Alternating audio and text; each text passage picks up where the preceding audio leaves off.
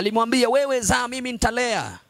Yarambwira ngo tazopagasa ntacyo uzakora. Sema wewe hautafanya kazi mimi nitafanya kazi. Ubushobozi bwose yageraga yitaga ku bana biwe. Basi uwezo alikuwa nao, alikuwa anajumlika na watoto wake. Yabaga hafi. Alikuwa karibu kabisa na jamii yake. Mu buryo bw'abari mu cyaro akambwira ngo aravugana n'abana biwe. Hata alipokuwa huko mashinani alikuwa ananiambia nataka kuzungumza na watoto. Icyo cyose bari bashakaga, icyo cyose abana bamusabaga yakibageza yarakibaguriraga. Chochote watoto walikuwa wanahitaji basi alikuwa anakinunua bila shaka.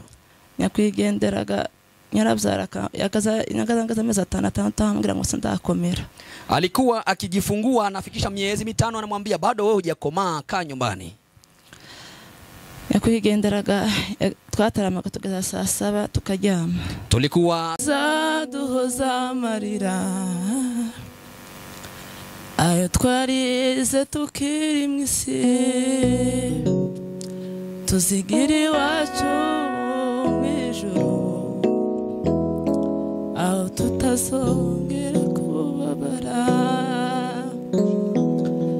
maniza duhoza amarira ayo twarize tukiri mwisi. Banasifiwe. Akansubira indirimbo yakundaga kuririmba. Nyimbo nyingine aliyokuwa anapenda kuimba. Haleluya. Kuryama Kama tunataka kulala. Ifuza cyane kuzoba mwijuru. Ifuza cyane kuzoba mwijuru, mwijuru. Ingera yazabona miteka ryose. Nifuza cyane kuzoba mwijuru. Natamani sana kuwa pale juu. Natamani sana kuwa pale juu. Ningerayo ndebe umwami iteka ryose. Natamani sana kuwa pale juu. Mana turagushimiye, Mana ushobora byose data. Dushimiye izina ryawe mwami, dushimiye gukomera kwa mwami Yesu. Mwami Mana yanje ndagushimira ko twega tukiri bazima mwami Yesu, tugumuye ku mwuka w'abazima mwami Mana yacu. Ndagushimira yuko mwami Yesu ari uyu munsi wabonye ko nyakwigendera agenda. Ndagushimira koko wabipanze mwami Yesu, byari mu mugambi wawe mwami Mana yacu. Mwami Mana yanje nuko sandi kuko mwami Yesu abasha kunyihanganisha tukumva ijambo ryawe mwami Yesu, gatanga ihumure mu mutima wacu mwami Yesu, ukabasha kudukomeza mwami. Ahasigaye mwami Mana yanje mwami Yesu ndagusaba ngo uzambe hafi mwami Mana yanje kuruta umwambe mwami Yesu data. Mwami Mana yanje kuzamura icyubahiro mwami Yesu, uzambe hafi mwami Mana yanje n'umuryango wanje mwami Yesu. Urakoze kugira neza data, mu izina rya tugusenze mwami Mana yacu, amen. Amen. Bwana sifiwe. Haleluya. Dushimiye Imana yuko uyu munsi tuba tuhagazana twese. Tunashukuru kusimama siku hii ya leo mahala hapa hejuru y'umugabo wanje nyakwigendera kwa ajili ya ndugu yetu ambaye ametuaga. Dushimiye Imana, shimiye familia Musinga. Ninashukuru Mungu na ninashukuru familia ya Musinga. Shimiye familia ahumvuka mu Banyabyinshi. Ninashukuru familia yangu binafsi ya Wanyabyinshi. Shimiye n'abantu ba Nokobile Kitengela, na watu wa Nokobile Kitengela, n'abachairman, na viongozi wetu, n'abavandimwe banje bakuru banje n'abarumuna banje, na ndugu zangu wakubwa wangu na wadogo zangu, n'abamuyomba, wajomba zangu, n'abanyirarume wa nyakwigendera, na hata wajomba wa mwenda zake. Mwese ndabashimiye kuba mwaramfashe ku mugongo. Nyote tunawashukuru kuwa mmeweza kusimama pamoja nami. Mwakoze ubutwari, mwagaragaje ubutwari bwanyu. Mumefanya mambo ya ushujaa. Mukaza kumpumuriza n'umuryango wanje. Mukaje kunifariji pamoja na familia ya kibinafsi. Habayeho kuwa kane twavuganye na nyakwigendera mu gitondo. Siku hiyo ya Thursday twavuganye kisaha yose nzima. Tulizungumza naye takribani saa moja. Avuga ngo yari afite kuza kuwa kane, none ngo ntakije Alikuwa anasema nilikuwa natarajia kuja huko nyumbani lakini siji leo. Yaraje mu rubanza kwa Dimaye. Alikuwa anataka kukuja kwa sababu ya kikao ya bibi, sijui ni dada yake. Ijoro ryo kuwa kane nibwo yambwiye ko atakije, nubwo yari afite kuza na muramu wanje. Usiku huo akaniambia haji na kaka yake. Ndamubaza ndetse nihe mpamvu utakije. Akamuuliza kwa nini usije tena? Arambwira ngo azoza ngo ikindi gihe. Akamwambia nitakuja kwa wakati mwingine. Nuko arambaza ngo se wabonye amafaranga nyatumye utekera abana. Akaniuliza je, umepata pesa ambazo nimezituma ili uweze kuwapikia watoto? Ndamubwira ndi nayabonye. Nikamwambia ndio.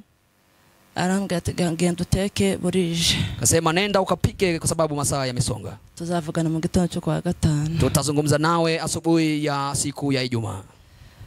Okay, mu gitondo noneho amvugisha dafite ibyishimo, ndamuba noneho ndibaza amaze gukumatiba, ndibaza ndavuga nti none hari umuntu batonganye impamvu atavuga n'ibyishimo kuko yahoraga amvugishaga ibyishimo byinshi.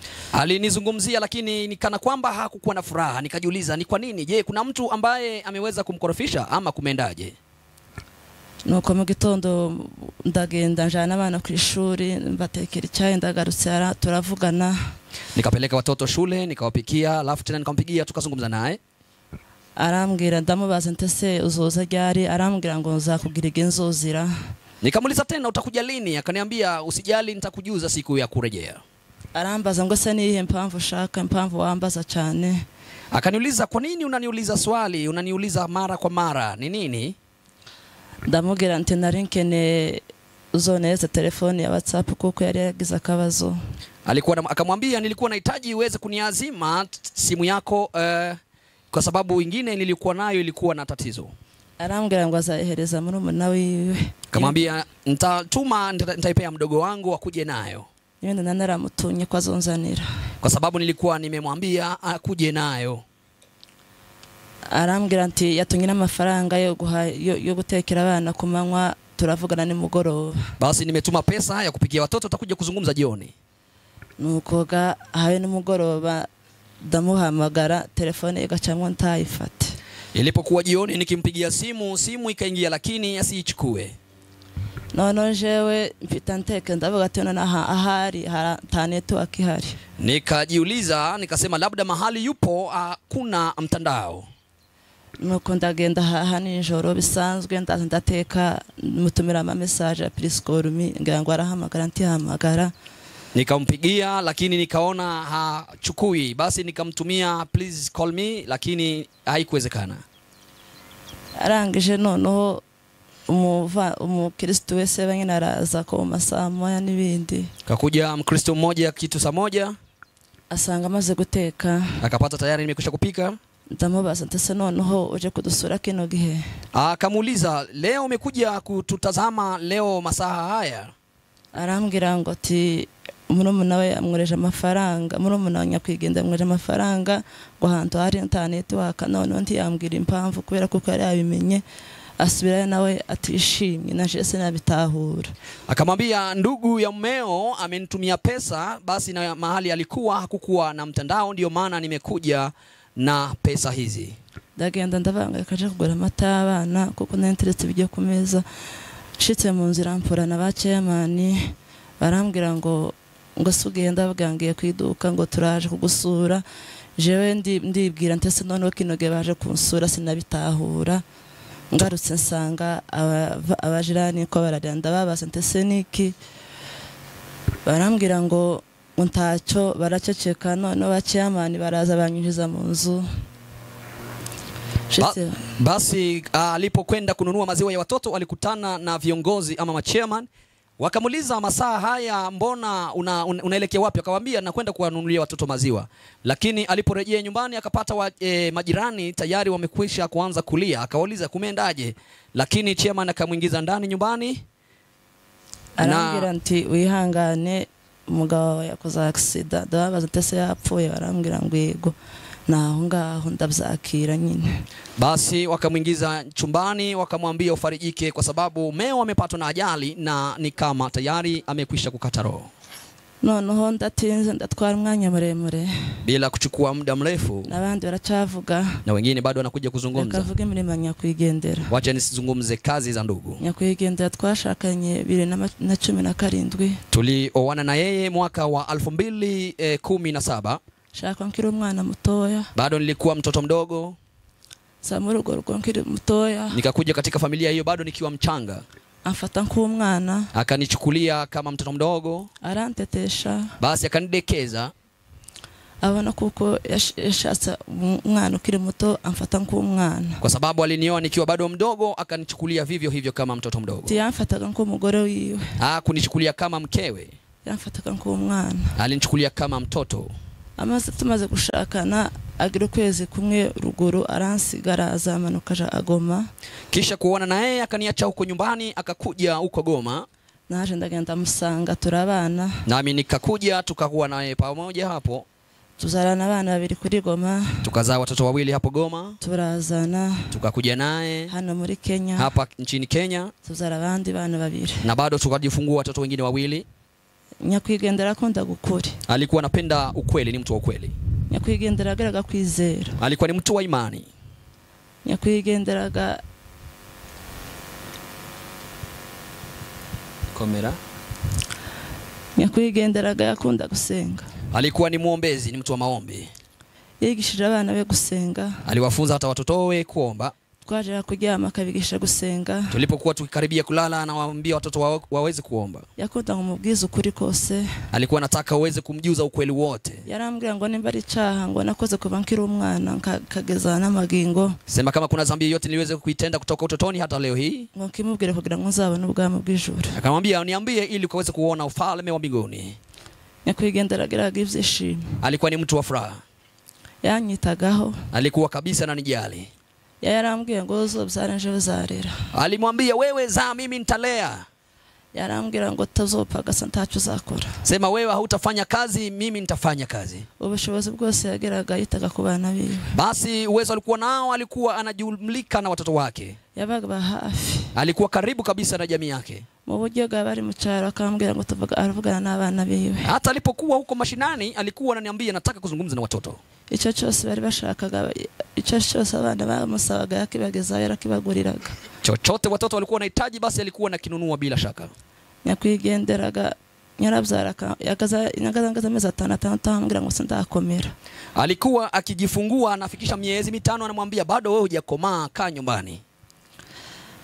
Nyakwigenderaga twataramaga tugeza saa 7 tukaryama. Tulikuwa tunakesha mpaka saa 7 alafu tunalala tunapumzika.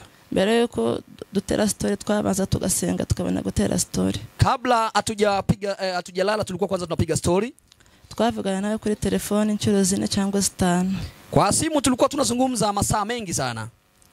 Mu buryo yamara kumbwira ngo rekamera gutera ama customer agira tuvuga amakuru. Anamwambia wacha kwanza nishughulike na customer alafu utakuja kuzungumza baadaye. Yakundaga gusetsa. Alikuwa ni mtu wa kichekesho.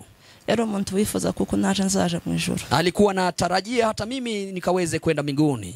Yifuza kuko naje nzasenga nzabona ubwami bw'ijuru. Alikuwa anasisitiza ili aweze kuomba ili naye akaweze kumiliki ufalme wa mbinguni. Mu buryo yambwira ngo ndiwe iwapfuye abana be babaho nabi cyane. Alikuwa anasema kama wewe unaweza kufa mimi watoto wangu wanaweza kuwa na maisha mabaya. Ndamubwira ati naje ndabakunze kimwe nawe. Hata naye anamwambia na mimi nawapenda kama wewe vivyo hivyo. Nyakwigendera tumwifurije uko giza. Basi tunamtakia ufufuo wafu. Arakoze madamu Nyakwigendera. Reka twakire pasteri se wabo muombe mchungaji ari gukurikiraho arase ku ntego. Anko aweze igira imbere. Natwe no gushima Imana kuba ku munsi mukuru wa Rubyutsa. Siku hii ya ndugu Rubyutsa ntabwo zorosha ariko no gushima Imana. Sio rahisi lakini ni kumshukuru Mungu. Turavuga bukeya kuko ibintu byose barasa nababivuze. Tutazungumza machache kwa sababu ni kama maneno yote tayari yamekwisha kuzungumziwa.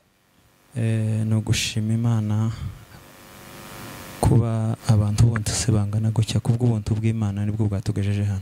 Basi watu kama hawa ni neema ya Mungu ndiyo imetufikisha masaa haya. Tabagize chakora kugira ngo agere hano. Hujachangia chochote ili uweze kufikia hapa. No buntu bw'Imana. Ni neema yake Mwenyezi Mungu. Kandi tukaba tuvuze ngo kuba ku munsi mukuru w'uyu mwana wacu. Na kuwa kwa siku kuu ya ndugu yetu ya mtoto wetu. No gushima Imana. Ni kushukuru Mungu.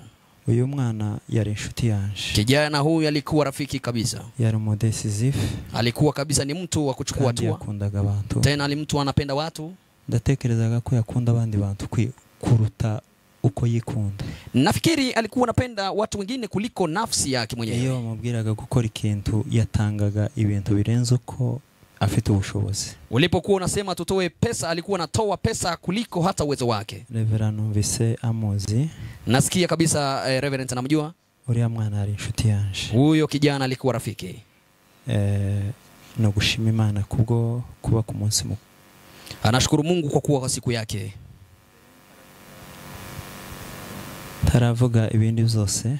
Kabla hajazungumza mengine yoyote yale. Kambanze mvuge ubutumwa bw'umuryango. Wacha aweze kuzungumza ujumbe wa familia. Mwarutageza mwadata dutanze inka yo kurera abana. Kwa familia ya Rutageza wanatoa ngombe ya kuweza kuwalea watoto. Mwamugisha dutanze inka yo kurera abana. Tunatoa ngombe hiyo ya kulea watoto. Ikindi nongera kuvuga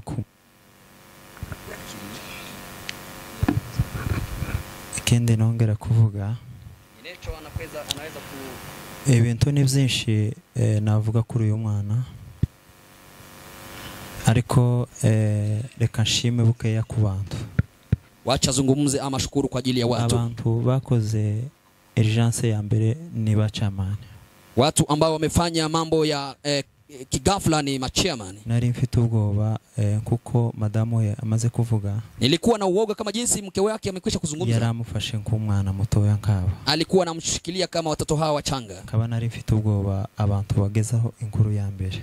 Basi nilikuwa na uoga jinsi ya kuweza kumfikishia hata habari. Kaba nshimiye abasinga. Ninashukuru familia ya Wasinga. Ndagenda ntambuka ndasubiramo. Nitakwenda ni kiharakisha. Nshimiye timu ya Narok. Ninashukuru timu ya Narok. Nshimiye abanyamurenge bahari ya Kitengela. Ninashukuru jamii yetu ya Wanyamulenge hapo Kitengela. Timu sanzwe. Nyinyi si watu wa kawaida. Nshimiye abanyamurenge muri rusange. Anashukuru kwa ajili ya Wanyamulenge kijumla. Nkaba nshimiye n'umushumba ku ijambo ry'Imana tubwiye. Anashukuru bado kwa ajili ya neno.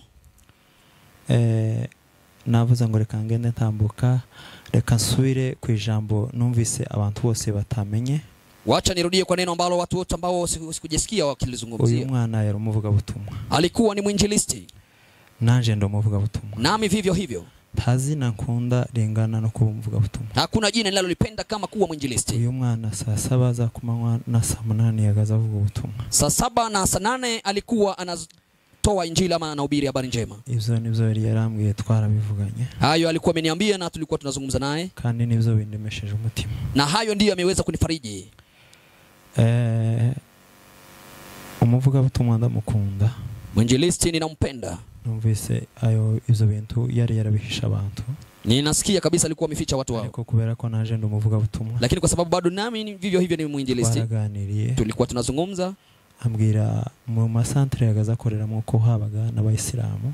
Akaniambia kwamba mahali alikuwa anafanyia kazi kulikuwa hata na Waislamu, basi alikuwa anahubiria. Yagaza vuga ubutumwa. Alikuwa na wajuza habari njema ya Bwana wetu Yesu Kristo. Ndamukunda cyane. Nampenda sana. Kubera impamvu zivuga ubutumwa. Kwa sababu ya uinjilisti. Reka dogaruke dushimiye n'abanyabyinshi bakoze. Tunashukuru bado familia ya Wanyabyinshi kwa kazi waliyofanya. Bamanyana yacu. Mungu awabariki mashemeji. Umwana wacu tumwifurije iruko ryiza. Basi kijana wetu tunamtakia ufufuo wa wafu. Arakoze se wabo. Asanteni sana mjomba. Kwakira Musani nkamushikiwe na Revera murumuna we. Dadaye gira nkaho imbere. Wasonge mbele kidogo. Musani nka narangiza uhita uha Revera microphone.